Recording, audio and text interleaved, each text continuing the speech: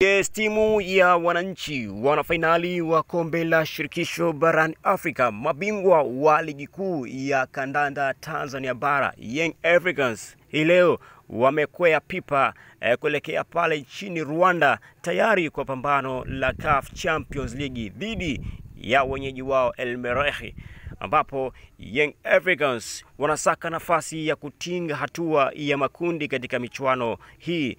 ya CAF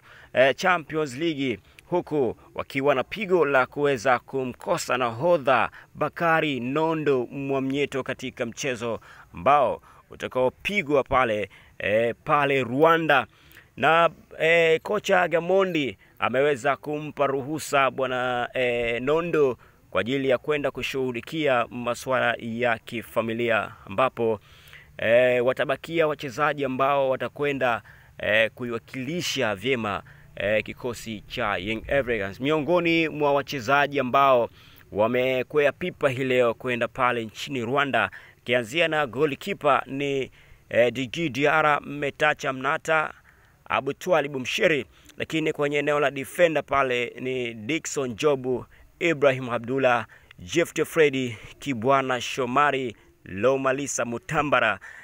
Dickson Kibabage pamoja na Yao. Lakini kwenye upande wa midfielder Khalid Aucho, Jonas Gerard Mkude, Zawadi Mauya, Mudathiri Yahya Abbas, Salum Abubakar, Farid Musa, Crispin Ngushi, Jesus Moloko, Dennis Kane pamoja na Skudu Makudubela. Lakini katika upande wa forward ni Max Zingeli, Pacome Zouzoua, Stefan Aziki, Clement Mzinze, Kennedy Musonda, lakini bila kumsahau Hafizi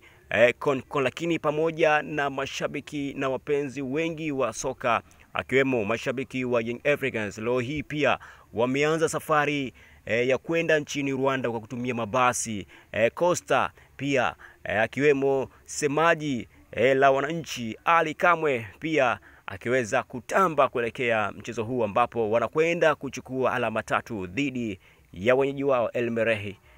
Hii ni Startup TV, mchezo popote pale ulipo, sahau kusubscribe ili kupata yale yote mazuri kutoka kwetu hapa.